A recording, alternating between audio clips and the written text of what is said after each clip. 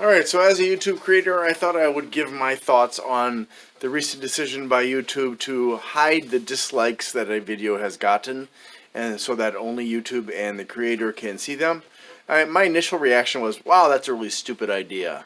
But after watching Matt Koval's, admittedly PR explanation, and also looking at some comments and thinking about it a little bit further, I've decided that I'm not really opposed to it. So in this thing, he talks about some of the questions that have been raised, and I looked at some comments, and I just am really amazed by the number of creators out there and viewers who are saying, "Oh, this is censorship," and no, because there are still, you can still comment.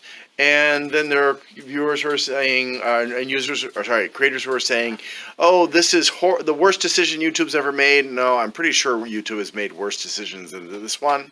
And then there are these, "Oh, the dislike button's gone." No, the dislike button is still there, and all this other nonsense. And it's just, to me, it's it's really kind of silly, because I really don't see why people are getting so worked up. So first of all, I look at it this way: when I go to watch a video, I may, if I'm like kind of like choosing from the playlist, I may go for a video that's got a high like ratio, but I don't really pay attention to the dislikes very much.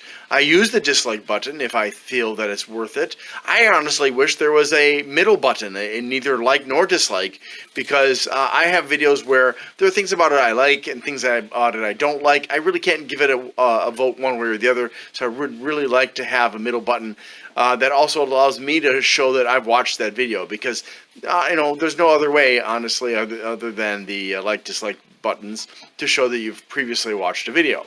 But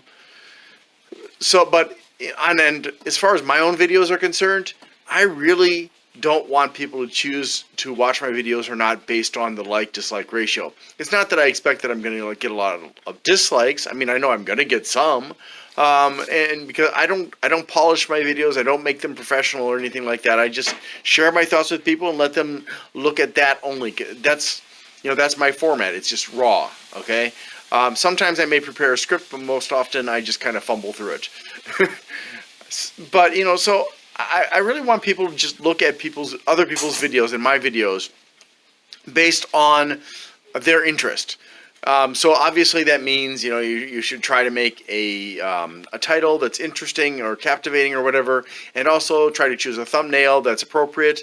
I don't like clickbait YouTubers doing stuff that is really misleading, and I try to avoid that myself.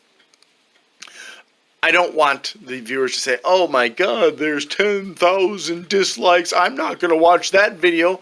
Well, to me, that's a viewer that's stupid. And I mean, no disrespect, but it's very ignorant to decide whether a video is good or not based on what other people think. Because just because they think it's that way doesn't mean you're necessarily going to agree with them. And you don't know those people. You don't know why they have disliked a video. So it really is not a good policy, in my opinion, to base whether you watch a video or not on the dislikes. Now, clicking on the dislikes, that's an entirely different thing. And I challenge actually YouTube to produce the statistics so that we can see them. And we can judge for ourselves how significant the change was between having the dislikes available to the public and not. I also challenge YouTube to give creators their own option to enable dislikes on their videos or not. Because if they think it's that important, well, okay, so what?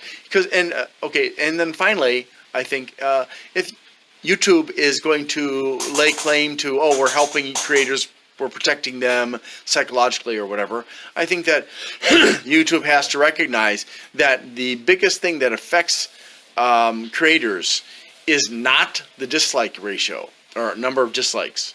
It is two things: videos made by other creators that oppose them, sometimes very nastily, and then they devolves into this little fight, and the number of negative comments and the type of negative comments that you get.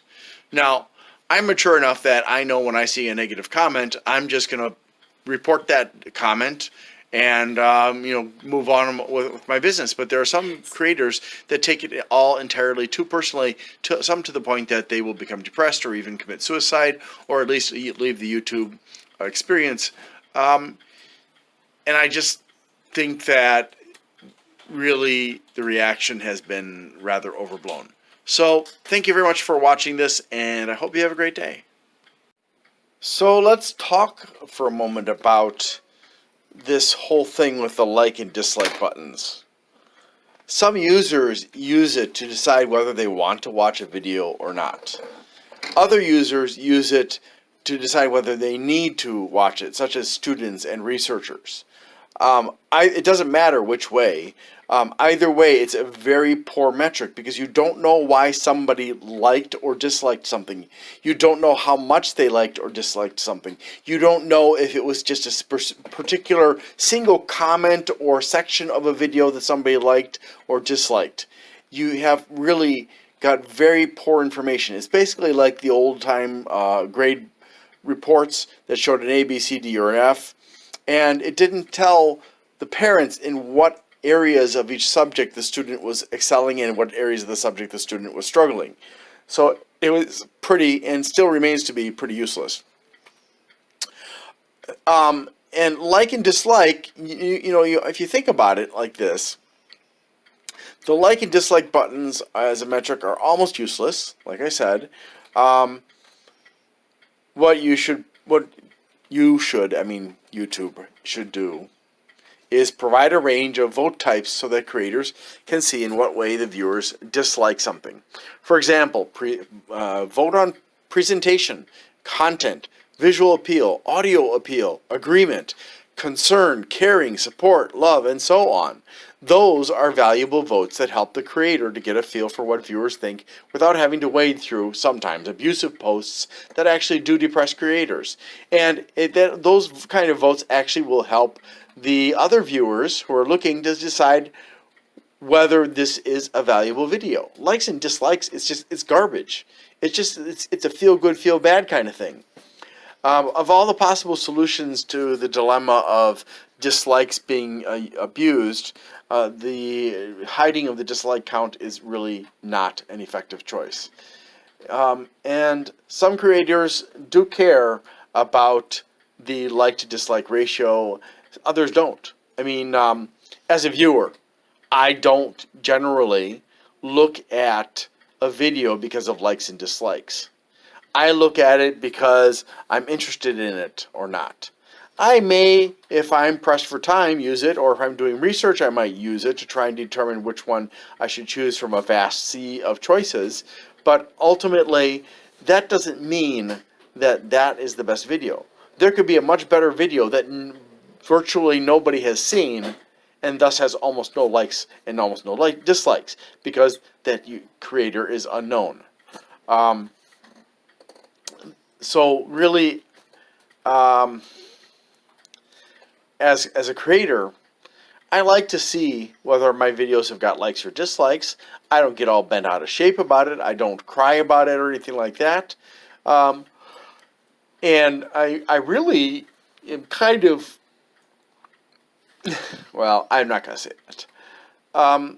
Some YouTubers are really upset about this. Some YouTubers are lying and saying that the dislike button is being removed when it's just the dislike count is being hidden from viewers. So, it's, if you want to trust the masses who have voted on a video to decide whether you're going to watch it or not, that's your own folly. Okay? I don't think it's a very wise decision, but given the lack of any real substantial evidence of a video's worth, it's something, I guess. Now, when it comes to wading through a long video because you're studying or doing research or something like that, I can understand wanting a little bit of help, but I think a better mechanism for that would be to provide peer review of those videos, and that way at least we can know from a professional's viewpoint whether the information in the video is good or bad. But you know, it's all, excuse me, it's all pretty subjective in the end. I mean, you just can't look at something that most people create and say, wow, this is 100% great or it's 100% horrible. Most videos fall within the spectrum. Very few at the low end and very few at the upper end, and you know, the kind of so-called bell curve. So I really want to encourage both viewers and creators to pressure YouTube to actually create a voting system, especially for viewers who don't want to have to type in a comment, and for creators that don't want to read comments. That gives valuable information to creators and viewers as to what was good and what was bad about each video. Now, I know some people aren't going to want to use that, but at the very least, please. I use the like dislike not just to show the creator how I feel about it or other viewers. Not that I really care what other viewers think of my opinion on videos, but I would at least like to have a neutral button along with a like and dislike, and this is because I use the buttons to also tell myself, oh, I've already watched this, because I may watch a video and then 2 years later I find it and I watch it again because I didn't like it or dislike it, and then I'm partway through, you know, I'm like, oh, this looks familiar. So